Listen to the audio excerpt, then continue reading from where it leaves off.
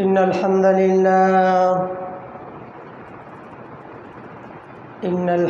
لله نحمده ونستعينه ونستغفره ونؤمن به ونتوكل عليه ونعوذ بالله من شرور أنفسنا ومن سيئات أعمالنا من يهده الله فلا مضل له ومن يضلل فلا هادي له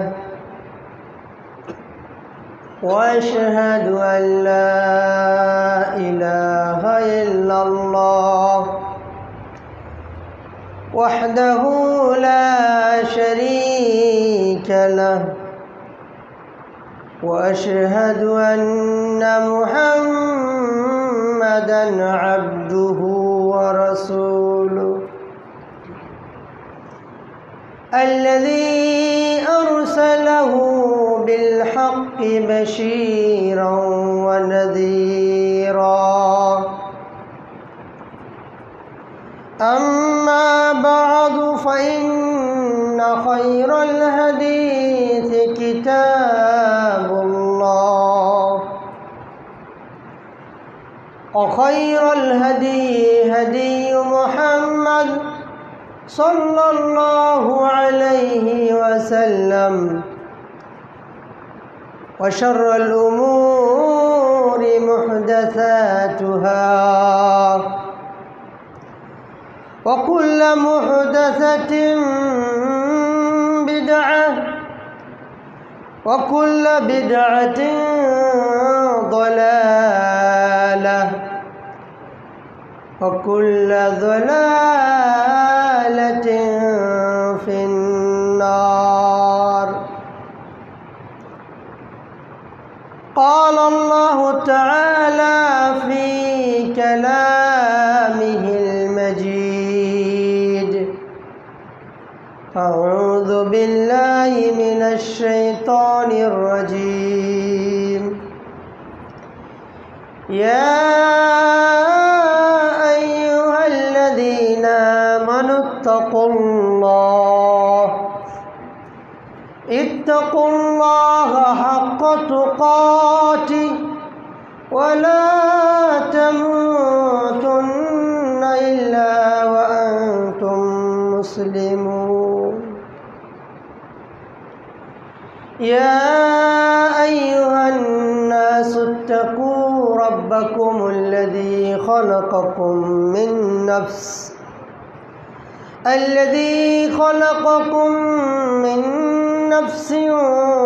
واحدة وخلق منها زوجها وبث منهما رجالا كثيرا ونساء واتقوا الله الذي تساءلون به والأرحام إن الله كان عليكم رقيبا. وقال الله تعالى في كلامه المجيد بعد أعوذ بالله من الشيطان الرجيم يا أيها الذين آمنوا إذا تداينتم بدين إلى أجل مسمى فاكتبوه وليكتب بينكم كاتب بالعدل. সম্মানিত সমাবেত মুসল্লি হাজিরিন, খুতবার শুরুতে প্রশংসা আদায় করছি রব্বুল আলামিন, নভমণ্ডল ভুবমণ্ডল গ্রহ উপগ্রহ সকল কিছুর একমাত্র মালিক আল্লাহ তাআলার জন্য, যিনি আজকে আমাদের জুমার খুতবা, জুমার সালাতের জন্য তৌফিক দিয়ে মসজিদে আসার সুযোগ করে দিয়েছেন। স্রষ্টার শুকরিয়া আদায় করি, আলহামদুলিল্লাহ। সালাত ও সালাম বর্ষিত হোক নবিকুল শিরোমণি, সর্বকালের সর্বযুগের সর্বশ্রেষ্ঠ মানব, সর্বশেষ রাসূল, সৈয়দুল মুরসালিন, খাতামুল আম্বিয়া, শফিউল মুজনিবিন, নবীনা মুহাম্মদ সাল্লাল্লাহু আলাইহি ওয়াসাল্লামের প্রতি আল্লাহুম্মা সাল্লি ওয়া সাল্লিম ওয়া বারিক আলাইহি। অতঃপর আজকের জুমাতে আপনাদের সম্মুখে যে বিষয়টি নিয়ে আলোচনা করার, আলোকপাত করার ইচ্ছা পোষণ করেছি তা হচ্ছে ঋণের ভয়াবহতা। কেউ যদি ঋণগ্রস্ত হয় তার ক্ষতিগ্রস্ত সাইড, ক্ষতিকর দিকগুলো কী কী, উক্ত বিষয়কে সামনে রেখে কয়েকটি কথা বলে আজকের খুতবা ইতি করব। আমা তৌফিক ইল্লা বিল্লাহ। আজকের খুতবা শুরু করার আগেই আল্লাহ তাআলার কাছে দোয়া করি, আল্লাহ তাআলা আমাদের পাপের কারণে, আমাদের অন্যায়ের কারণে, আমাদের জুলুমের কারণে আজকে যে অনাবৃষ্টি, তাপদাহ, প্রচণ্ড উত্তপ্ত গরম আবহাওয়া চলছে, আল্লাহ তাআলা আমাদের জীবনের গুনাহ খাতা মাফ করে দিয়ে তাওবা খালেসা করে আল্লাহ তাআলা আমাদেরকে তার রহমতের চাদর দ্বারা বেষ্টন করুন, আমিন। আল্লাহ তাআলা তার রহমতের উপকারী বৃষ্টি দ্বারা এই শুকনো মরুভূমিকে উজ্জীবিত সবুজ শ্যামল করুন, আমিন। অতি দুঃখের সাথে বলতে চাই, সবাই আমরা বলি এত গরম কেন, এত অনাবৃষ্টি কেন, এত তাপ কেন, কেন এর পিছনে কারণ আমরা খুঁজি না। নিজের কতটুকু অন্যায়, নিজের কতটুকু দোষ, এই বিষয়গুলো নিয়ে আমরা খুঁজি না। আমরা যদি দেখি এই যে রমজান আগমন করলো, রমজানে সিয়াম পালন করা, কিয়ামুল লাইল করা, তাহাজ্জুদ পড়া, দান খয়রাত করা, তারপরে ইতিকাফ করা, লাইলাতুল কদরকে অন্বেষণ করা এবং লাইলাতুল কদরের রাত্রে নিজেকে বোরখা পর্দায় আবরণ করে গিয়ে একবারে আল্লাহওয়ালা সবই হলাম। আবার ঈদের দিন আবার বেপর্দাও হয়ে বোরখা খুলে ডিজে পার্টি গান শুরু করে দিলাম। তাহলে আগের তাকওয়া আর পরের গুনাহ সমান না? তাহলে কি এটা আমাদের অন্যায় না?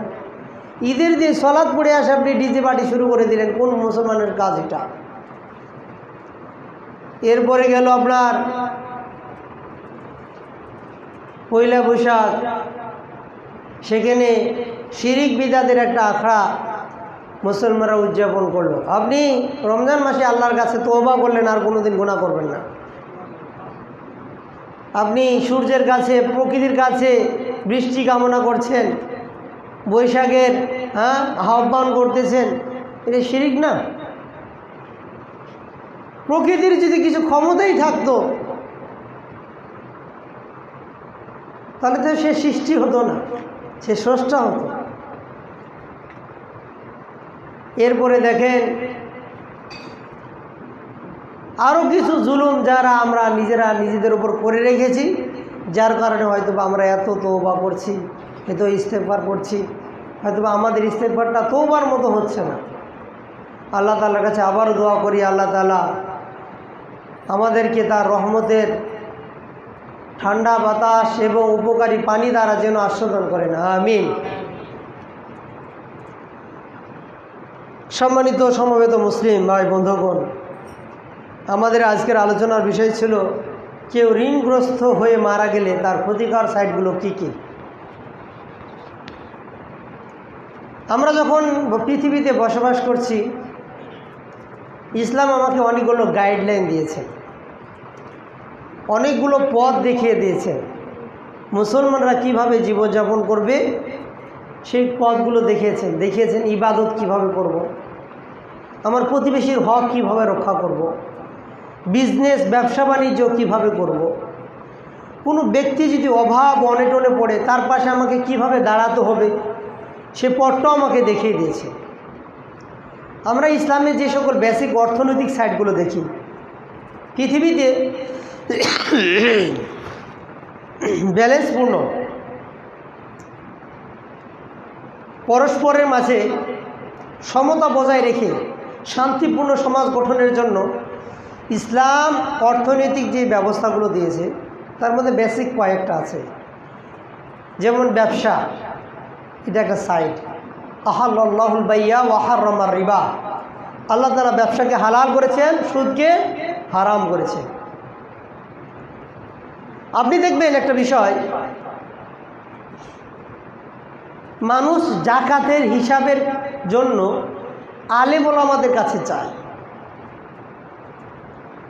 মানুষ ফতোয়া নেওয়ার জন্য আলেম ওলামাদের কাছে, জাকাতের ডিটেলস বিষয় জানার জন্য আলেম ওলামার কাছে যায়, কিন্তু সুদের সাথে যায় না।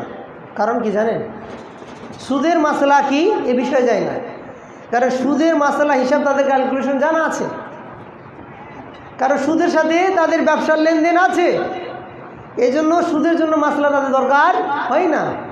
জাকাতের সাথে তাদের যেহেতু সম্পর্ক নেই, জাকাত কি জিনিস বুঝেও না, এই জন্য মাঝে মাঝে তার আলেম ওলামার কাছে জাকাতের ফতোয়ার জন্য যায়। জাকাত ইসলামী সমাজ ব্যবস্থায় মানুষদের মাঝে বৈষম্য দূরীভূত করার জন্য গুরুত্বপূর্ণ একটি অর্থনৈতিক ব্যবস্থা। প্রত্যেক ব্যক্তি যদি তার সম্পদ থেকে যথাযথভাবে জাকাত আদায় করে, জাকাত আদায় বা জাকাত গ্রহণকারী পাওয়া যাবে। বাংলাদেশেও যদি বলি, এই দরিদ্র দেশেও যদি বলি, যারা ইন্ডাস্ট্রিজের মালিক, গার্মেন্টসের মালিক, ফ্যাক্টরির মালিক, জমির মালিক, মার্কেটের মালিক, এরা যথাযথভাবে যদি জাকাত আদায় করে তো বাংলাদেশে গরিব পাওয়া যাবে। কিন্তু অতি দুঃখের সাথে বলতে হয়, কয়েকটা এতিমখানা খুলে রেখে ওই জাকাতের টাকা দিয়ে সরকারের কাছ থেকে মাপ নিয়ে নেয়। আমি তো অনেকগুলো মাদ্রাসা চালাই, আমি আর কি জাকাত দিই, ও আর কিন্তু জাকাত আদায় করে না। আর একটা বিষয় কি, অর্থনৈতিক বিষয়, জাকাত তার কোটি কোটি টাকা বের হয়েছে, জাকাত যে আদায় করছে কি করতে সরকারকে দেখাতে হবে, ওই মার্কেটে লেখা থাকে জাকাতের লুঙ্গি, যে মার্কেটে গিয়ে আপনার জাকাতের লুঙ্গি কিনতে হবে কেন, জাকাতের কাপড় কিনতে হবে কেন, ওই দোকানে যে ভালো আপনার গ্লাসের মধ্যে কাপড়গুলো আছে ওগুলো কিনে দেওয়া যায় না? আপনি গরিবকে ঠকাচ্ছেন কেন? 2 নম্বর বিষয়, কাপড় দিয়ে জাকাত আদায় হয় না। এই যে জাকাত, এই টাকা, এটার মালিক আপনি না, এটার মালিক কে? যারা গরিব দুঃখী, তারা প্রকৃত মালিক। আপনার পকেটে যতদিন রয়েছে অন্যের টাকা ঋণ হিসাবে আপনার পকেটে রয়েছে। এই টাকা নিয়ে যদি আপনি মারা যান, কিয়ামতের মাঠে ওই গরিবরা আপনাকে ধরবে। সুতরাং জাকাত দারিদ্র্য বিমোচনে বড় ভূমিকা রাখে। সমাজে বৈষম্য যে তৈরি হয়েছে এটাকে কি করে ভেঙে দেয়, ভেদাভেদের যে প্রাচীর রয়েছে এটাকে ভেঙে দেয়, সমতা তৈরি করে। 3 নাম্বার অর্থনৈতিক ব্যবস্থা হচ্ছে, আপনি স্বাভাবিক জীবনযাপন করছেন, হঠাৎ করে কোনো একটা কারণে আপনার সম্পদ নষ্ট হয়ে গেছে, হতে পারে গজবের কারণে, হতে পারে আগুন লাগার কারণে, হতে পারে কোনো বন্যার কারণে, যে কোনো কারণেই হতে পারে। তখন আপনার পাশে অন্য মুসলমান ভাইয়েরা এসে দাঁড়াবে ঋণ নিয়ে, তাকে আপনি সহযোগিতা করেন, কর্জে হাসানা দান করুন। যে ব্যক্তি আল্লাহ তাআলাকে কর্জে হাসানা দিবে, আল্লাহ তাআলা তাকে অনেক সওয়াব দান করবেন। আল্লাহ তাআলা আরেক জায়গায় বলতেছেন, ইদা তাদায়ানতুম বিদাইন, তোমরা মানুষদেরকে যখন ঋণ দিবে ফাকতুবুহু, এটা লিখে রাখো। ইসলামে গুরুত্বপূর্ণ একটা অর্থনৈতিক ব্যবস্থা হচ্ছে অভাবী মানুষদেরকে ঋণ দিয়ে সহযোগিতা করা, বিনা লাভে, বিনা সুদে। কিন্তু আজকে আমাদের এই অর্থনৈতিক ব্যবস্থা সুদে পরিণত হয়েছে। আপনাকে 1 টাকা দিয়ে আপনার কাছ থেকে 3 টাকা নেবে, এবং কি টাকা নেওয়ার সময় আপনার কাছ থেকে আপনার সম্পদ লিখে রাখবে, যে আপনার থেকে এত টাকা দিলাম, এই জায়গাটা আপনি আমার নামে লিখে রাখেন, এবং টাইম আপনাকে বেঁধে দিবে, এই সময়ের ভিতরে পরিশোধ না করতে পারলে এই জমি বাজেয়াপ্ত। তাহলে ঋণ দেওয়া এটা ইসলামের একটা সওয়াবের কাজ। কিন্তু এটা সুদে পরিণত হয়ে গেছে, গুনায় পরিণত হয়ে গেছে। এখানে ফের আমরাও কিন্তু কম না। ঋণ একটা ইবাদত বিষয়। আপনার নিয়ত যদি থাকে অন্য ভাইকে সহযোগিতা করা, এই নিয়তের কারণে এই টাকা সওয়াব হিসেবে পরিণত হবে, সুবহানাল্লাহ। কিন্তু আমাদের আচরণের কারণে অন্য মানুষরা আবার এই ঋণ প্রদানে একটু বিরত থাকে। কি কারণে? ঋণটা যতটা সহজে নেওয়া হয়, ওই ঋণদাতা যিনি ঋণ নিয়েছে তার কাছ থেকে আদায় করতে কয়েক বছর চলে যায়, কয়েকটা স্যান্ডেল ক্ষয় হয়ে যায়। এবং কি বর্তমান সমাজে মানে আমি টাকার মালিক, আমি অন্যকে ঋণ দিয়েছি, ওর কাছে আমি টাকাটা পরিশোধের জন্য বলবো, বলাটা আমার জন্য অপরাধ। এবং কি আমি যে তাকে বলছি যে তুমি ঋণটা পরিশোধ করো, এটা আমার জন্য অন্যায়। ও ঋণ নেই দিয়েছো, ওই এখন টাকাটা নিতে হবে কেন? আমাকে জবাবদিহিতা করতে হবে ওর কাছে। আমি ওকে 5,000 টাকা দিয়েছি 3 মাসের জন্য, 3 মাস শেষ হয়ে গেছে। 3 মাস পরে গিয়ে বলছি ভাই আমার টাকাটা তো আপনাকে দিয়েছিলাম ঋণ বাবদ বিনা লাভে, ঋণটা এখন ফেরত দেন। ভাই এখন কেন ফেরত দিতে হবে? আপনার কি এমন জরুরি হয়ে গেছে? আমাকেও জবাবদিহিতা করতে হবে তার কাছে। এজন্য অন্য অন্য মানুষগুলো এগুলো একজনকে ঋণ দেওয়ার কারণে, ওই দুর্ব্যবহার করার কারণে আরও 5 জন বঞ্চিত হয়, আর ঋণ দিতে চায় না। ঋণ দিয়ে যখন মানুষের সাথে আমার দূরত্ব সৃষ্টি হচ্ছে, আত্মীয়তার সম্পর্ক ছিন্ন হচ্ছে, ভাই বোনের সম্পর্ক ছিন্ন হচ্ছে, বন্ধু বান্ধবের সম্পর্ক ছিন্ন হচ্ছে, পার্টনারের সম্পর্ক ছিন্ন হচ্ছে, ঋণ দিয়েও আমি বাদ দিয়ে দিলাম। তাহলে শরীয়তের একটা বিধান, আল্লাহ তাআলা বলছেন ওমাই ইউকরিদুল্লাহ করদান হাসানা, যে কর্জে হাসানা দান করবে আল্লাহ তাআলা তাকে অঢেল সওয়াব দিবেন। এই সওয়াব থেকে সে বঞ্চিত হয়ে গেল আরেকজন ব্যক্তির আচরণের কারণে। সমাজে এমনটাই হয়ে গেছে। যাও, আরও অনেক অর্থনৈতিক ব্যবস্থা রয়েছে। আমাদের যেহেতু আজকে ঋণ নিয়ে বিষয়ে আলোচনা, সুতরাং ঋণ নিয়ে বলবো, যারা ঋণ নিয়েছেন মানুষের সাথে আমানত ঠিক রাখা এটা মুমিনদের আলামত। আর আমানতের খেয়ানত যদি করেন এটা মুনাফিকের আলামত। আপনি ওয়াদা দিয়েছেন, আপনার নির্দিষ্ট সময়ের ভিতরে আপনি পরিশোধ করতে পারবেন না, ওই ভাইয়ের কাছে গিয়ে আপনি বলেন ভাই আপনাকে তো আমি এতদিন সময় দিয়েছিলাম বা সময় নিয়েছিলাম, আমি এই সময়ের ভিতরে পরিশোধ করতে পারছি না, আপনি আমাকে একটু সময় দেন। কিন্তু ফোন ধরবেন না, ফোন বন্ধ, অমুক দিন দেবো, অমুক দিন দেবো, অমুক জায়গায় আসেন, এইভাবে করতে করতে মানুষকে হয়রানি করা একটা অপরাধ। আমরাও এর ভুক্তভোগী, আমরাও মানুষের সাথে এরকম দিয়ে রেখেছি। মানুষ 2 বছর থেকে পরিশোধের কথা বলছে কিন্তু পরিশোধ করে না। তাহলে এই যে ওয়াদা করছে এবং কি যোগাযোগও করে না, ফোনও ধরে না, এই ঋণ রাখতে রাখতে আপনি কি গ্যারান্টি দিতে পারবেন আপনার মৃত্যুর পরে এই ঋণটা কেউ পরিশোধ করবে? এমনও ঋণ আছে যে যার কাছ থেকে আপনি ঋণ নিয়েছেন আপনি এবং সে ব্যতীত কেউ জানে না। আপনি মরে গেলে কে পরিশোধ করবে ঋণটা? কে পরিশোধ করবে? আপনি মনে করছেন আপনার ছেলেরা পরিশোধ করবে, আপনার আত্মীয় স্বজন পরিশোধ করবে? না, এখানে 2টা অন্যায় করেছেন আপনি। একটা অন্যায় কি, যে ঋণটা নেওয়ার পর নির্দিষ্ট সময়ে আপনি পরিশোধ করেন নাই। 2 নম্বর অপরাধ করেছেন যে ঋণ গ্রহণ করলে এটা লিখে রাখতে হবে, আত্মীয় স্বজন যারা রয়েছে তাদেরকে জানিয়ে রাখতে হবে। ওমর রাদিয়াল্লাহু তাআলা আনহু প্রত্যেক দিন তার আগে কে পাওনা দাওনা আছে লিখে বালিশের নিচে রাখতেন। কারণ কি, মৃত্যুর পরে যেন আমার পক্ষ থেকে এটা পরিশোধ করা হয়, আমি যার কাছে পাওনা আছে আমার সন্তানের জন্য এটা আদায় করে। কিন্তু আমরা এটা লিখে রাখি না। আল্লাহ বলছেন ইদা তাদায়ানতুম বিদাইনিন, তোমরা ঋণের যখন লেনদেন করবে ইলা আজালি মুসাম্মা, নির্দিষ্ট একটা ডেট থাকবে, ফাকতুবুহু, এটা লিখে রাখো। আর কে লিখবে? আপনার বন্ধু যে 2 নম্বরই করে, ও 10,000 টাকা লেখার পর পরে আর একটা শূন্য বাড়াই দিয়ে 1 লক্ষ টাকা করে দিব, ও বন্ধুর কাছে কয় না, ওয়াল ইয়াকতুব বাইনাকুম কাতিবুম বিল আদল, যে ইনসাফ হক, যার ভিতরে কোনো সংশয় নাই, যার ভিতরে কোনো সন্দেহ নেই, ইনসাফ করতে পারবে, সত্য বলতে পারবে, ওই ব্যক্তিরা লিখবে।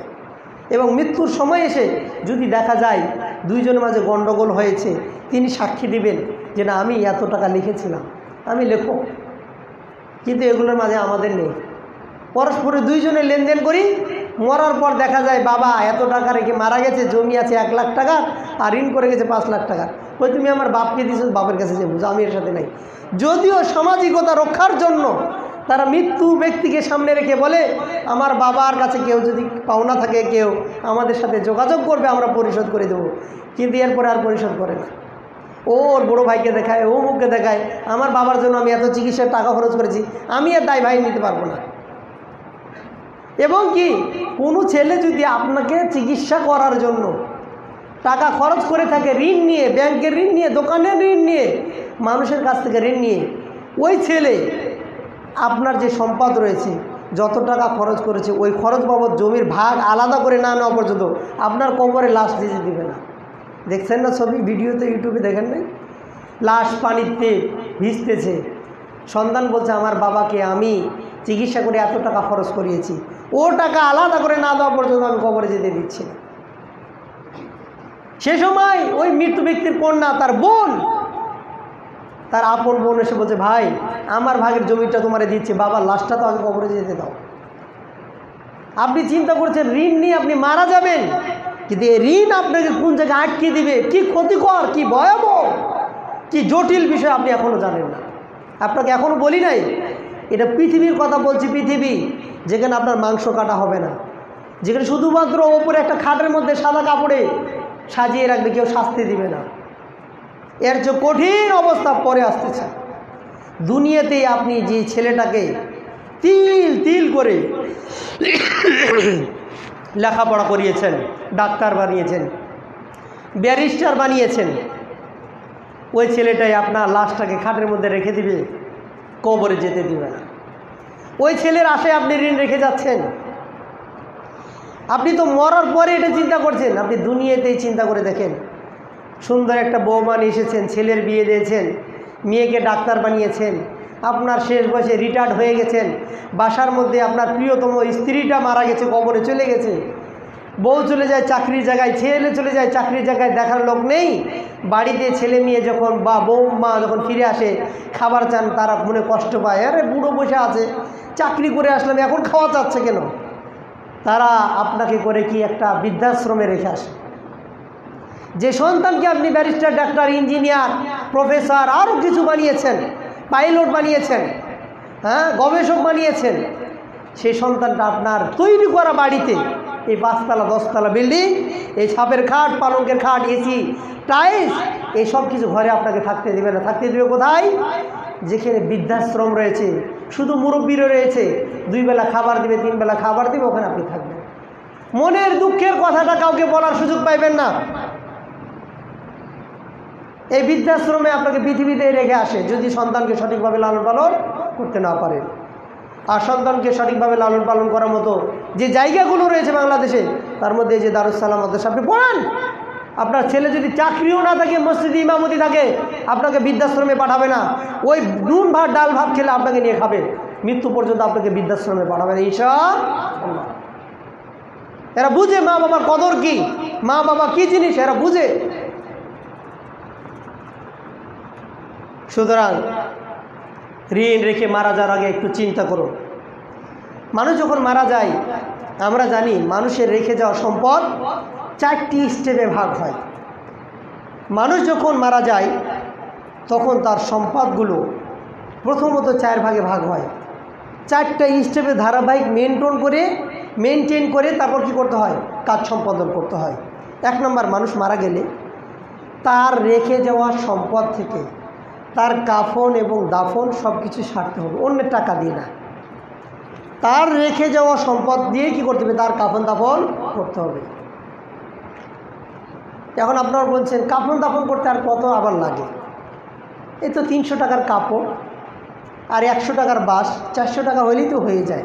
না, আপনি পুরান ঢাকাতে যান, ঢাকার ভিতরে যান, আজিমপুর কবরস্থানে বলেন একটা কবর লাগবে, কোটি কোটি টাকা লাগবে, 2-3 কোটি টাকা দিয়েও একটা কবরের জায়গা পাইবেন না। গ্রাম হলে তো ভিন্ন কথা, গ্রামেও এখন কঠিন অবস্থা, জায়গা পাওয়া যায় না। তার আলাদা করে ওই জায়গা নিজের টাকা দিয়ে ক্রয় করে তার কাফন দাফন করতে হবে। সেখানে বেশি বাড়াবাড়িও করা যাবে না, আবার কৃপণতাও করা যাবে না। একবার আপনার সেই থাইল্যান্ডের হাই কোয়ালিটি সম্পন্ন দামি পোশাক দিয়ে তাকে কাফন পরাই দিলেন, আতর একবার দামি লাগাই দিলেন, কবরটাকে একবার পাকা করে দিলেন, এগুলো অতিরিক্ত করা যাবে না। যতটুকু করলেই যথেষ্ট, এতটুকুই করতে হবে। 2 নম্বর, তার কাফন দাফন সারার পর 2 নম্বর স্টেপ হচ্ছে তার রেখে যাওয়া সম্পদ দ্বারা তার ঋণ পরিশোধ করতে হবে। আগে কাফন দাফন করতে হবে, তারপর রেখে যাওয়া সম্পদ দ্বারা ঋণ পরিশোধ করতে হবে। 3 নম্বর স্টেপ, তিনি যদি মৃত্যুর আগে কোনো জায়গা, কোনো টাকা পয়সা কারণ আমি ওসিয়ত করে যাই যে আমি দারুসালাম মসজিদ মাদ্রাসার জন্য 1 কাঠা জমি দিয়ে গেলাম, রেখে যাওয়া সম্পদ তার কাফন দাফন করবে, ঋণ পরিশোধ করবে, এরপর ওসিয়ত পূরণ করবে। ঋণ পরিশোধ করার পর যদি সম্পদ থাকে তাহলে ওসিয়ত পূরণ করবে, আর যদি সম্পদ না থাকে তাহলে ওসিয়ত পূরণ করা দরকার নেই। ওসিয়ত পূরণ শেষ হয়ে গেল, দেখা যাচ্ছে সম্পদ আরও আছে। 4 নম্বরে এসে তখন হবে কি, এই রেখে যাওয়া সম্পদগুলো তার যারা ওয়ারিস রয়েছে, ছেলে মেয়ে রয়েছে, বাবা মা রয়েছে, ভাই বোন আরও যারা রয়েছে, তাদের যার যতটুকু হক অনুপাতে, অংশ অনুপাতে বন্টন করে দিতে হবে। কিন্তু অতি দুঃখের সাথে বলতে হয়,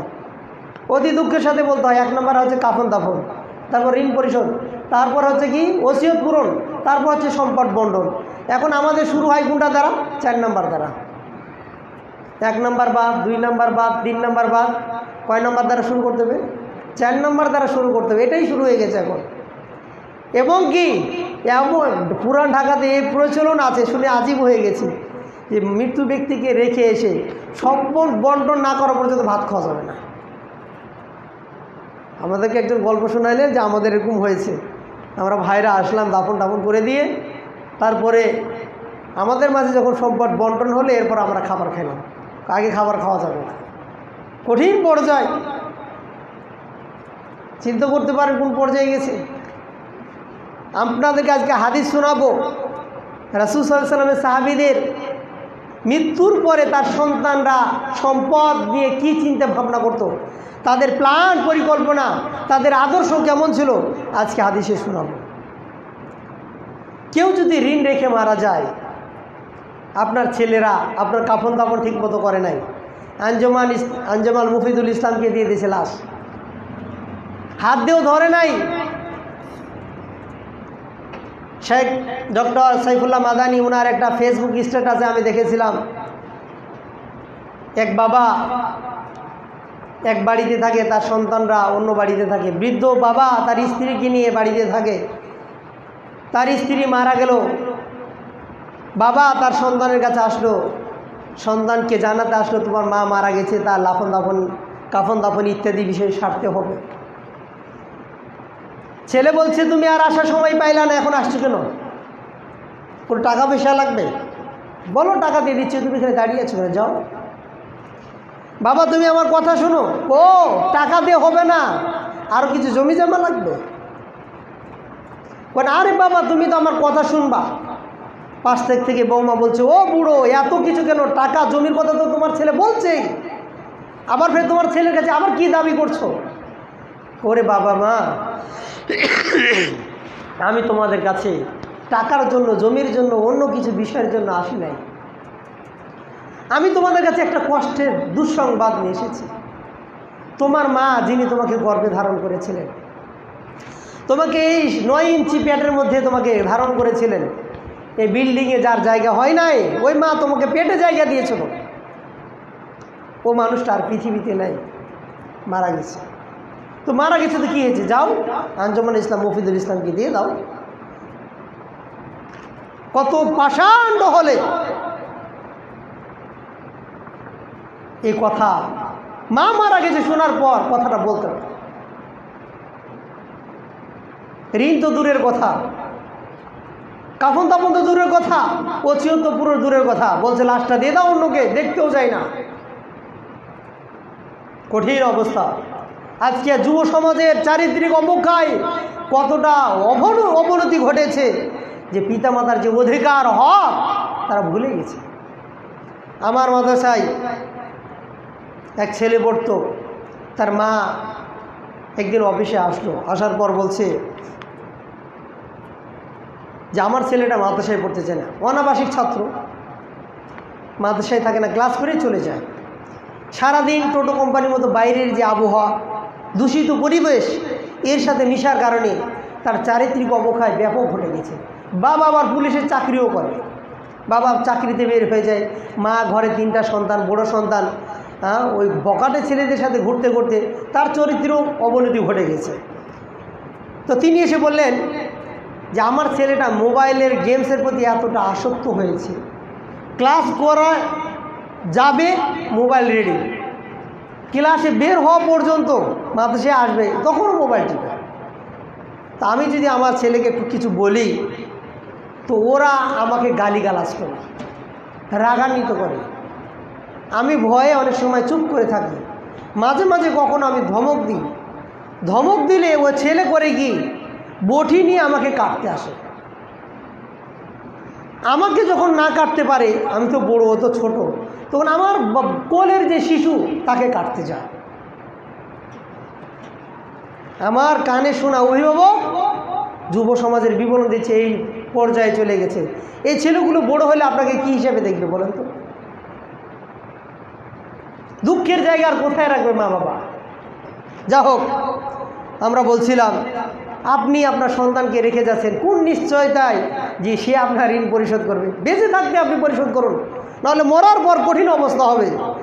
কি কি অবস্থা হবে এক নম্বর শোনায়। তিরমিজিতে হাদিসটা এসেছে, ইবনে মাজাতে এসেছে, মুওয়াত্তা মালিক এসেছে, আহমদ এসেছে, মুসনাদ আহমদ এসেছে, আবু হুরায়রা থেকে বর্ণিত, হাদিসটি হাসান। তিনি বলছেন রাসূল সাল্লাল্লাহু আলাইহি ওয়াসাল্লাম বলেছেন যে মানুষ মারা গেলে তার আত্মাটা ঝুলন্ত থাকে, পেন্ডিংয়ে থাকে, কোনো সমাধান হয় না। কতক্ষণ পর্যন্ত? হাত্তা ইউকদা আনহু দাইনুহু, যতক্ষণ পর্যন্ত তার ঋণ অন্যরা পরিশোধ না করবে ততক্ষণ পর্যন্ত তার রূহটা ঝুলন্ত পেন্ডিং অবস্থায় থাকে, কষ্টের মধ্যে থাকে। আবু হুরায়রা রাদিয়াল্লাহু তাআলা আনহু বর্ণিত, রাসূল সাল্লাল্লাহু আলাইহি ওয়াসাল্লাম বলছেন, বুখারীতে হাদিস, মান আখাযা আমওয়ালান নাস ইউরিদু আদাআহা, যে ব্যক্তি মানুষের কাছ থেকে ঋণ নেয়, ঋণ নেওয়ার সময় যদি তার নিয়ত থাকে যে আমি এটা আদায় করে দিব, তাহলে আল্লাহ তাআলা এটা আদায় করার জন্য সহজ করে দেয়। আর যে ব্যক্তি ঋণ নেওয়ার সময় মনে থাকে যে না কোনোভাবে টাকাটা পাইলে হয়, এখান থেকে ভাগবো, ওর সাথে আর দেখা সাক্ষাৎ নাই, তাই কোনো দিন আল্লাহ তাআলা তার সম্পদে বরকত দান করবেন না। রাসূলুল্লাহ সাল্লাল্লাহু আলাইহি ওয়াসাল্লাম একদিন মসজিদে নববীতে বসে আছেন। হাদিসটি বর্ণনা হয়েছে মুহাম্মদ বিন আব্দুল্লাহ ইবনে জাহাজ থেকে, বুখারীর হাদিস। তিনি বলছেন, কুন্না জুলুসান ইনদা রাসূলিল্লাহ সাল্লাল্লাহু আলাইহি ওয়াসাল্লাম, আমরা রাসূলের পাশে বসেছিলাম। ফারাফা রাসাহু ইলা সামা, তিনি মসজিদে বসে থেকে তার চক্ষু দুটিকে আকাশের দিকে উঠালেন, চোখকে আকাশের দিকে উঠিয়ে তিনি হাতকে তার গালের মধ্যে রাখলেন। সুম্মা ক্বাল, এরপর নবী সাল্লাল্লাহু আলাইহি ওয়াসাল্লাম বললেন, সুবহানাল্লাহ সুবহানাল্লাহ সুবহানাল্লাহ, 3 বার এই শব্দটা বললেন। মা উনজিলা মিনাশ শাদীদ আও মা উনজিলা মিনাত তাশদীদ, তিনি মাথা আকাশের দিকে উঠিয়ে গালের মধ্যে হাতটাকে রেখে তিনি সুবহানাল্লাহ সুবহানাল্লাহ সুবহানাল্লাহ বলে তিনি বললেন, কত কঠিন বিধান আজকে নাজিল করা হলো। সাহাবা বলছেন, ফাফারাকনা ওয়া সাকাতনা, যখন আমরা এরকম গম্ভীর্য ভারী কণ্ঠে রসুলের কাছ থেকে শুনলাম কঠিন বিধান নাজিল করা হয়েছে, আমরা রসুলের কাছ থেকে চলে গেলাম, চুপ থাকলাম, কিছু জিজ্ঞাসা করলাম না, এমনকি আগামীকাল পর্যন্ত অপেক্ষা করলাম। পরের দিনে রসুলের কাছে আসলাম, এরপর ভয়ে ভয়ে আমরা জিজ্ঞাসা করলাম, মাত্তাশদীদুল্লাযী উনসিল আও নুসিল, হে আল্লাহ রসুল, গতকাল যে কঠিন বিধানটা নাজিল করা হয়েছে এই কঠিন বিধানটা কি?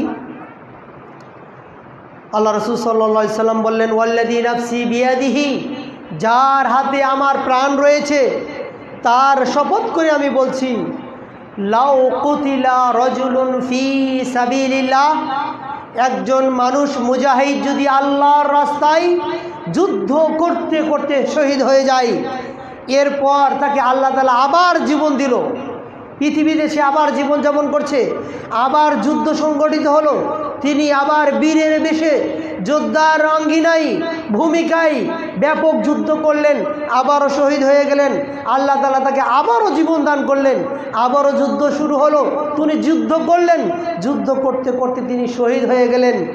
জেনে রাখো, এই যে 3 বার শহীদ হয়ে গেল, এই শহীদ ব্যক্তি জান্নাতে যেতে পারবে না, জান্নাতে যেতে পারবে না, জান্নাতে যেতে পারবে না যতক্ষণ পর্যন্ত তার ঋণ পরিশোধ না করা হবে। ভাবতে পারেন, জান্নাতে যাওয়ার জন্য একবার শহীদই যথেষ্ট। নিয়ত খালেজ করে একবার শহীদ হলেই জান্নাতে যেতে পারবেন। রাসূলুল্লাহ সাল্লাল্লাহু আলাইহি ওয়াসাল্লাম বলছেন, 3 বার শহীদ হয়ে গেলে তার যদি ঋণও থাকে, এই ঋণের কারণে সে জান্নাতে যেতে পারবে না যতক্ষণ পর্যন্ত ঋণ পরিশোধ করে না। অথচ হাদিসে বলা হয়েছে, শহীদের রক্ত জমিনে গড়ার আগেই তার জান্নাতের নাম রেজিস্টার হয়ে যায়। রাসূলুল্লাহ সাল্লাল্লাহু আলাইহি সাল্লাম বলছেন, শহীদের সকল গুনাহ খাতা মাফ করে দেওয়া হয়, শহীদের সকল গুনাহ খাতা মাফ করে দেওয়া হয়, তবে একটা গুনাহ মাফ করা হয় না, একটা গুনাহ ক্ষমা করা হয় না। সেই গুনাহটা কোনটা?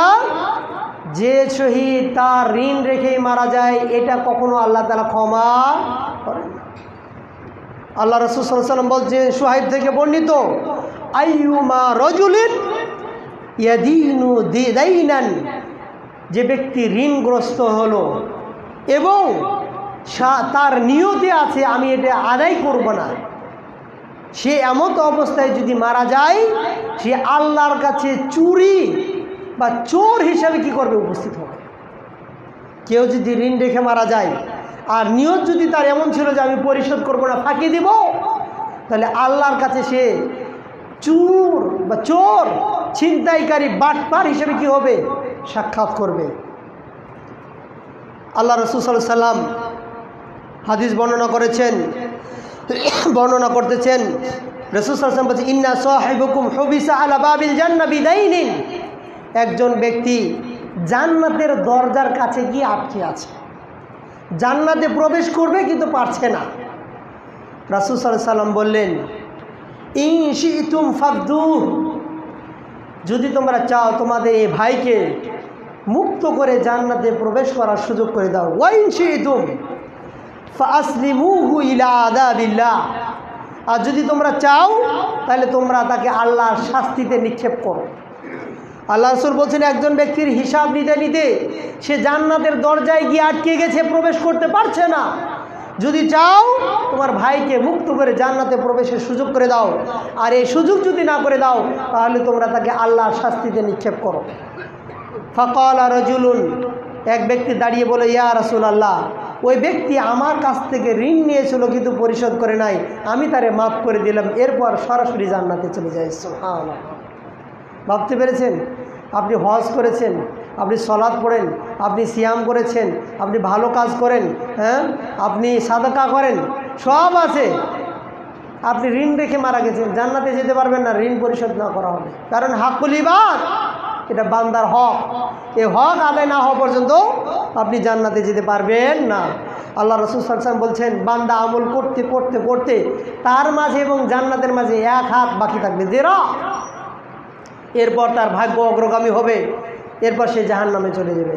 একজন জাহান্নামী ব্যক্তি আমল করতে করতে করতে করতে জাহান্নামের কাছাকাছি চলে যাবে, কিন্তু তার মাঝে এবং জাহান্নামের মাঝে 1 হাত বাকি থাকবে, এরপর হঠাৎ করে জান্নাতে চলে যাবে।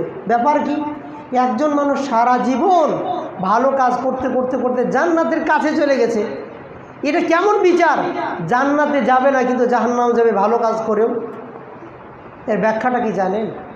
ও ব্যক্তিটি ভালো কাজ করেছে, বাস্তব কথা, কিন্তু পৃথিবীতে কিছু জুলুম করেছিল, অন্যায় করেছিল, এই অন্যায়ের কারণে সে ওই জান্নাতের কাছে গিয়েও প্রবেশ করতে পারবে না। এই হাদিসের ব্যাখ্যা হচ্ছে, পৃথিবীতে যাদের প্রতি সে জুলুম করেছিল, যাদের প্রতি অত্যাচার করেছিল, মানুষের রক্তের প্রতি হানা করেছিল, অন্যের হক নষ্ট করেছে, কিয়ামতের মাঠে যখন হিসাব নেবে, বান্দা এবং আল্লাহর মাঝে যে আমলগুলো আছে এগুলো দ্বারা সে জান্নাতের কাছাকাছি চলে যাবে। আল্লাহ তাআলা বলবে এবার জান্নাতের দিকে যাও। সে তার আমলনামা নিয়ে জান্নাতের দিকে দৌড় দিবে। জান্নাতের দিকে দৌড়াতে দৌড়াতে গিয়ে একবার জান্নাতের কাছাকাছি চলে যাবে। পিছন দিক থেকে কিছু মানুষ তাকে ধাওয়া করবে, তাকে পাকড়াও করার জন্য চেষ্টা করবে, তার পিছনে দৌড়াবে। দৌড়াতে দৌড়াতে গিয়ে জান্নাতের সামনে গিয়ে দাঁড়াবে, দাঁড়াও। জান্নাতে প্রবেশ করার আগে পৃথিবীতে যে আমার প্রতি জুলুম করেছিলে, আমার জমি আত্মসাৎ করেছিলে, আমার টাকা আত্মসাৎ করেছিলে, আমার জমি দখল করেছো, আমার বোনকে হত্যা করেছো, আমার ভাইকে হত্যা করেছো, আমার বাবাকে হত্যা করেছো, এগুলোর প্রতিশোধ আগে দিয়ে পবিত্র হয়ে তারপর তুমি জান্নাতে যাও। এরপর দেখা যাবে লাইনে দাঁড়িয়ে গেছে, লম্বা লাইন, পাওনাদাররা। এরপর সিরিয়ালে একজন একজন করে আসবে। ওর আপনি তখন আর পরিশোধ করার মতো কিছুই নাই। হ্যাঁ, বসুন্ধরা সিটিতে কোনো মার্কেট নেই, হ্যাঁ, আপনার ওই গুলশানে কোনো ফ্ল্যাট নেই যে আপনি এটা দিয়ে দিবেন, কোনো সুযোগ নেই। তখন আপনার বিচার ফাইসালা কিভাবে করা হবে? আপনি যতগুলো আমল করেছেন, ভালো কাজ, হজ হোক, দান হোক, সিয়াম হোক, কিয়ামুল লাইল হোক, এই সকল কিছু সওয়াব পাওনাদারকে কেটে কেটে দেওয়া হবে। যার যতটুকু পাওনা কেটে কেটে কেটে কেটে কেটে তাদেরকে দেওয়া হবে। দিতে দিতে দিতে দেখা যাবে যে তার যতগুলো সারা জীবন ভালো কাজ করে সওয়াব অর্জন করেছিল সব সবগুলো শেষ, পাওনাদার এখনও বাকি লাইনে দাঁড়িয়ে আছে। এরপর বলবে আমাদের দাও, ও বলবে আমার তো সব শেষ, আপনাদেরকে আমি কী দিব, আমার তো আর কিছু নেই। তখন হবে কি, ওই যে পাওনাদারদের যতগুলো গুনাহ আছে, এই গুনাহগুলো কেটে কেটে এবার এর আমলনামায় দিবে। এই জালেম ব্যক্তি যে জান্নাতের দিকে দৌড় দিয়েছিল, জান্নাতে প্রবেশের জন্য চেষ্টা করছে, এর আমলনামায় গুনাহগুলো কেটে কেটে দিবে ওই মাজলুম ব্যক্তিদের। এ করতে করতে দেখা যাবে তার তো সব আগেই শেষ হয়ে গেছে, এবার গুনার পাল্লা আরও ভারী হলো। এ কি জান্নাতে যাবে না জাহান্নামে যাবে? এটাই ব্যাখ্যা। সারা জীবন ভালো কাজ করেছে, জান্নাতে যেতে পারো না, জান্নাত এবং তার মাঝে এক হাত বাকি রয়েছে। আপনি মনে করেছেন 5 ওয়াক্ত নামাজ পড়ে কিয়ামুল লাইল করে, হ্যাঁ, তাহাজ্জুদ পড়ে একবারে জান্নাত করে নিয়েছেন, অন্যের হক নষ্ট করে? No, impossible. অন্যের হক এটি যতক্ষণ পর্যন্ত আদায় না হবে ততক্ষণ পর্যন্ত ওই জান্নাতের গেট আপনার জন্য পারমিশন, প্রবেশ করার অনুমতি দিবে না। এরপরে রাসূলুল্লাহ সাল্লাল্লাহু আলাইহি সাল্লাম তিনি বলছেন যে মান জা ইয়াউমাল কিয়ামা বারিআ মিন সালাস, 3টি কাজ যে ব্যক্তি জামিন নিয়ে, মুক্তি নিয়ে কিয়ামতে আগমন করবে তার জন্য শুভ সংবাদ, জান্নাতে প্রবেশ করতে পারবে। দাখালাল জান্নাহ, সে ব্যক্তি জান্নাতে প্রবেশ করবে। 1 নম্বর কি? আল কিবির, যার ভিতরে গর্ব অহংকার এইটা থাকবে না। 2 নম্বর অল গুলুল, কেউ যদি আত্মসাৎ না করে। 3 নম্বর ওয়াদ্দাইন, কেউ যদি ঋণ মুক্তভাবে কিয়ামতের মাঠে আল্লাহর কাছে উপস্থিত হতে পারে। এই 3 শ্রেণীর মানুষ আশা করা যায় ইনশাআল্লাহ জান্নাতে প্রবেশ করবে। এমনকি ঋণের ক্ষতিকর যে সাইডগুলো আছে আপনাদেরকে যদি বলি, রাসূলুল্লাহ সাল্লাল্লাহু আলাইহি সাল্লাম তিনি আমাদের জন্য আদর্শ। মানুষ মারা গেলে তার জীবনের শেষ আনুষ্ঠানিকতা কি? জানাজার সালাত। মানুষের যতগুলো এই পৃথিবীর জীবনীতে, পৃথিবীতে আগমন করার পর তার আগমনের সময় মিষ্টি বিতরণ, আকিকা করা, নামকরণ করা, বিয়ে শাদী, চাকরি বাকরি ইত্যাদি সব কিছু রয়েছে। শেষ আনুষ্ঠানিকতা হচ্ছে কি? জানাজার সালাত। এরপর আর কোনো কিছু নেই। এই সাইয়্যিদুল মুরসালিন, যাকে রহমাতুল লিল আলামিন বলা হয়েছে, তিনি জানাজার সালাত পড়েন নাই ওই ব্যক্তির জন্য যে ব্যক্তির ঋণ ছিল। ভাবতে পেরেছেন? যে নবীকে পিছন দিক থেকে থাপ্পড় মারার কারণে রসুলের গাল লাল হয়ে গেছিল, ঘাটটা লাল হয়ে গেছিল, যে রসুলকে হত্যা করার জন্য মাথার উপর তরবারি উঠিয়েছে, যে রসুলকে হত্যা করার জন্য বকরির গোস্তের মধ্যে বিষ লাগাই দিয়েছে, যে রসুলকে হত্যা করার জন্য ওপরে পাথর নিয়ে দাঁড়িয়েছিল, এমনকি সে তায়েফের বাসীরা পাথর মেরে রক্তাক্ত করে দিয়েছে। এমতো অবস্থায় জিবরিল এবং একদল ফেরেশতা এসে রাসূলকে বললেন, ইয়া রাসূলুল্লাহ, আপনি যদি চান এই 2 পাহাড়ের মাঝখানে ওদের ফেলে দিয়ে পিষে দিব। আল্লাহ রসুল বললেন, যদি এদেরকে পিছিয়ে দাও তাহলে আমি দাওয়াত দিব কাদেরকে? তারা আমার প্রতি জুলুম করেছে, আমার রক্ত ঝরিয়েছে, এই অপরাধের কারণে যদি আমি তাদেরকে পিছিয়ে দিই তাহলে আমি দাওয়াত দিব কাদের কাছে? আল্লাহর রিসালাত আমি কার কাছে নিয়ে যাব? তিনি ক্ষমা করে দিয়েছেন। এবং রাসূল সাল্লাল্লাহু আলাইহি ওয়াসাল্লাম বললেন, আমি আশা করছি যারা আমার প্রতি জুলুম করেছে এদের গর্ভে থেকে, এদের পৃষ্ঠ থেকে এমন কিছু সন্তান আসবে যারা আমার দাওয়াতকে কবুল করবে, দ্বীনের জন্য কাজ করবে। সুবহানাল্লাহ। সে নবী মানুষ মারা গেলে, ঋণ রেখে মারা গেলে তার জানাজা সালাত পড়াবে। বিষয়টা কতটা কঠিন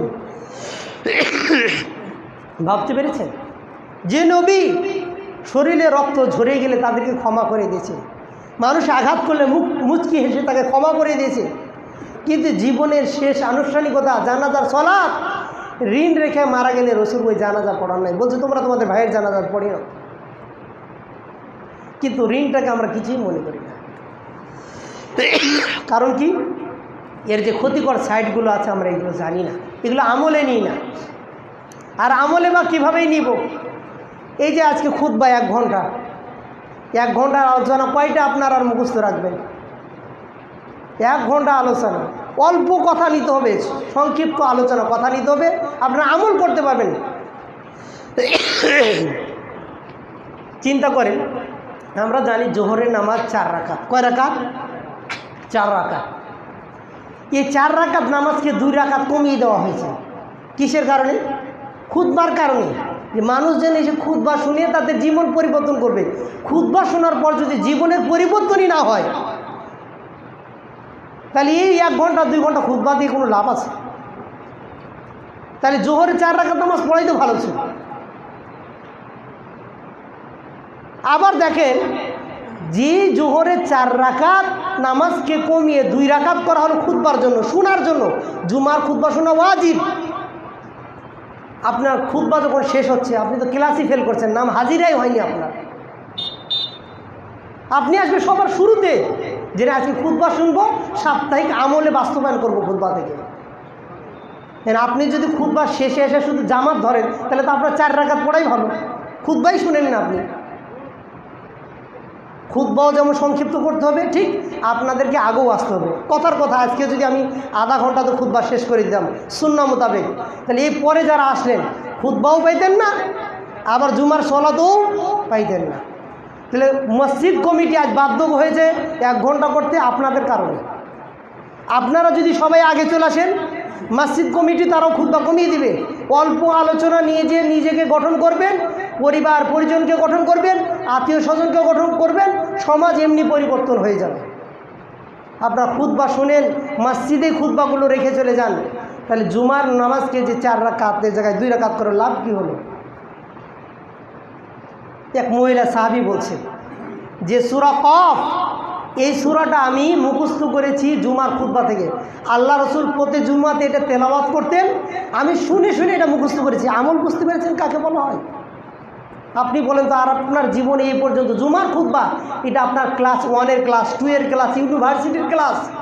এখান থেকে আপনাকে সবক নিয়ে, পাঠ নিয়ে জীবনকে পরিবর্তন করতে হবে, পরিবার গঠন করতে হবে। জুমার খুতবা শুধু এটা আপনার আনুষ্ঠানিকতা নয়, ট্রেডিশনাল ইবাদত না, এটা নীতি নৈতিকতা শিকার একটা ক্লাস। এটা গুরুত্বপূর্ণ রয়েছে। ইউনিভার্সিটিতে যেমন হাজিরা হয়, জুমার খুতবাতেও হাজিরা হয়। হাজিরা করে কে জানেন? আমাদের মসজিদের কমিটি, ইমাম সাহেব, এই ছাত্ররা না না না, এমন দায়িত্বশীল দেওয়া আছে যারা কোনোদিন অন্যায় করে না, আল্লাহর কাজের অবাধ্য হয় না। তারা রেজিস্টার খাতা নিয়ে গেটে বসে থাকে। খতিব সাহেব যখন মিম্বারে উঠে যায়, হাজিরা বন্ধ, আর কেউ ঢুকতে পারবে না। তাহলে এবার চিন্তা করেন তো, ওই ফেরেশতাদের হাজিরা খাতায় আপনার নামটা আজকে উঠেছে না বাদ পড়ে গেছে?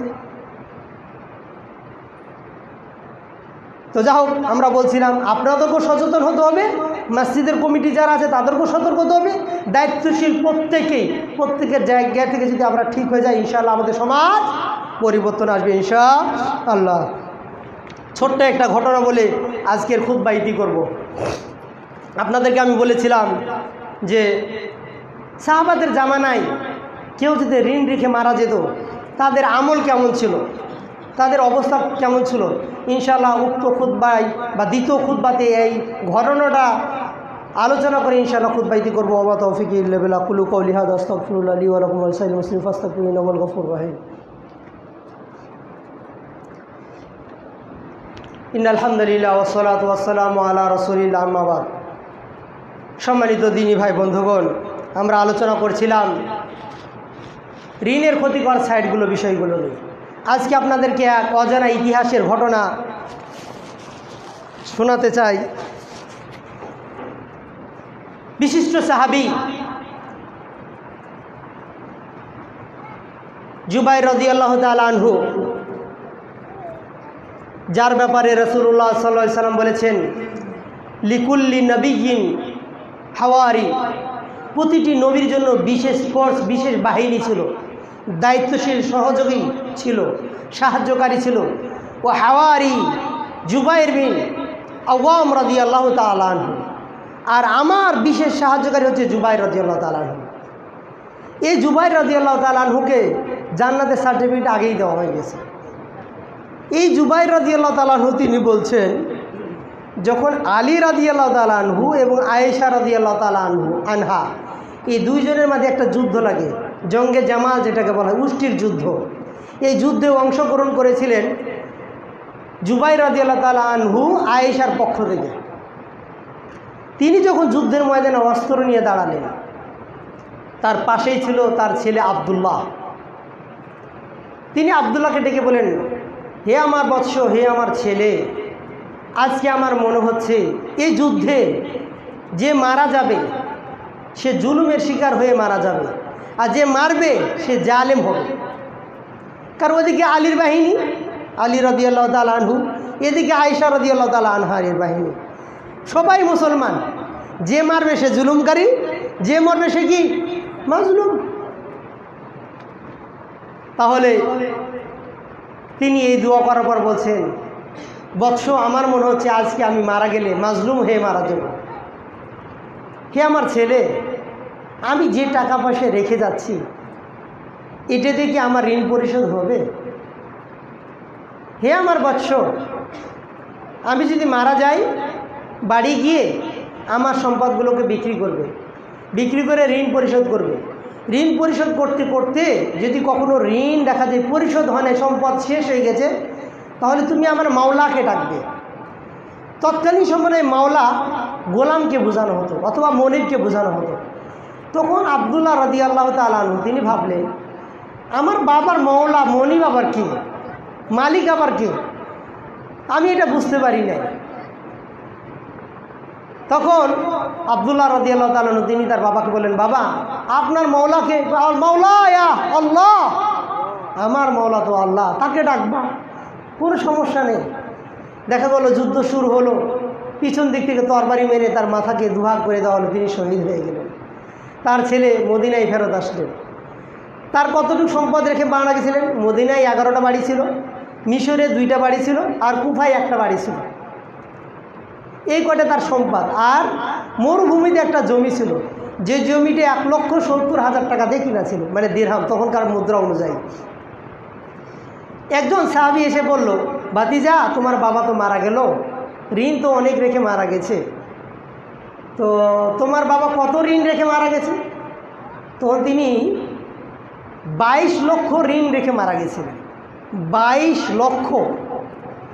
তো তার ছেলে বিষয়টাকে গোপন রাখলেন, বাবা 22 লক্ষ ঋণ রেখে মারা গেছে, আমি যদি এটা বলি মানুষ খারাপ বলবে। তিনি বললেন যে 1 লক্ষ টাকা রেখে মারা গেছে।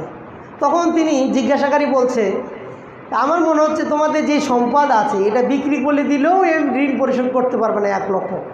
সাথে সাথে আব্দুল্লাহ রাদিয়াল্লাহু তাআলা আনহু তিনি বলতেছে, চাচা, 1 লক্ষর কথা শুনি মাথা খারাপ হয়ে গেল। আমি যদি বলি 22 লক্ষ ঋণ রয়ে গেছে, তো সারা বছর যদি তোমরা পরিশ্রম করো তাও ঋণ পরিশোধ করতে পারবে না। তখন আব্দুল্লাহ রাদিয়াল্লাহু তাআলা আনহু তার এই জমিটা 1,70,000 টাকা দিয়ে, যেটা মরুভূমিতে কিনা ছিল, এটা বিক্রি করে 16 লক্ষ টাকা দিয়ে 16টা প্লট করেছিলেন। প্রত্যেক প্লটের দাম 1 লক্ষ টাকা করে দিয়েছিলেন। সেই সময় প্লটের ভাগ সিস্টেম ছিল, 16টা প্লট করে ভাগ করে দিলেন। একজন ব্যক্তি এসে বললেন, ভাতিজা, তোমার বাবা তো অনেক ঋণ রেখে মারা গেছে, তো আমার ঋণটা চাইলে তোমাদের মাফ করে দিব, আর তোমরা যদি এতে রাজি না হও তাহলে আমি বিলম্ব করব, সুযোগ দিব, পরে পরিশোধ করব। কই চাচা সবাইকে সম্পদ পরে দেবো, আপনাকে আগে দেবো। আপনার মনে হচ্ছে আমার বাবা কম সম্পদ রেখে গেছে, কারণ কি মনের ভিতরে ইমানি শক্তি তার বাবা জেগে গেছে। সম্পদ কম হয়ে গেলে তুমি মাওলাকে ডাকবা, কাকে? মাওলা আল্লাহকে ডাকবা। তিনি বলছেন আমি যখনই ঋণ পরিশোধ করতাম আমি বলতাম ইয়া মাওলা এ জুবাইর, ইয়া মাওলা জুবাইর, হে জুবাইরের মাওলা তুমি আমাদের সম্পদে বারকাত দান করো। এইভাবে করতে করতে করতে তার বাবার 22 লক্ষ ঋণ পরিশোধ হয়ে গেছে। সুবহানাল্লাহ। জমি বিক্রি করছে কত? 16 লক্ষ দিয়ে। বরকত কোথা থেকে আসলো? আল্লাহর পক্ষ থেকে। সবার সম্পদ যখন বন্টন হয়ে গেল তখন আব্দুল্লাহ রাদিয়াল্লাহু তাআলা আনহু মুয়াবিয়া রাদিয়াল্লাহু তাআলার কাছে আসলেন। আসার পর বললেন যে ভাতিজা তোমার কি সম্পদ কিছু আছে, ঋণ টিন পরিশোধ করছো? হ্যাঁ চাচা সব শেষ করে ফেলছি। এরপরে তিনি তার পরিবারের লোকজনের কাছে আসলেন। আসার পর বললেন, যখন আসলেন সবাই বললেন যে আমার বাবার ঋণ তো আপনি সব পরিশোধ করে দিলেন, বাকি যেই টাকাগুলো আছে সেই টাকাগুলো এবার আমাদের মাঝে ভাগ করুন। তিনি আব্দুল্লাহ রাদিয়াল্লাহু তাআলা তিনি বলছেন ওয়াল্লাহি, আল্লাহর শপথ, আমি মক্কায় হজের মৌসুমে 4 বছর ঘোষণা দিব, 4 বছর বলবো জুবাইর মারা গেছে, জুবাইরের কাছে কেউ যদি পাওনাদার থাকো তাহলে আমার বাড়িতে এসে পাওনা নিয়ে যাবা। 4 বছর না যাওয়া পর্যন্ত আমি এই সম্পদ বন্টন করব। আর আজকাল আমরা মানুষ মরলেই কবরে লাশ রাখার আগেই সম্পদ বন্টন করা শুরু করে। তাহলে সাহাবাদের আমল আর আমাদের আমল পার্থক্য কোথায় বুঝতে পেরেছেন? ইমানি দায়িত্ব নিয়ে তারা বাবা ঋণকে পরিশোধ করেছে, বাবা যেন জান্নাতের ওই দরজায় গিয়ে না আটকে। বাবা ভেবেছে আমি যেন কখনো ঋণের কারণে জান্নাতে দরজায় গিয়ে আটকা না যায়, বাবা তুমি আমার সম্পদ দ্বারা ঋণ পরিশোধ করবা। কিন্তু আজকে ঋণ খেলাফি মানুষের কাছ থেকে ঋণ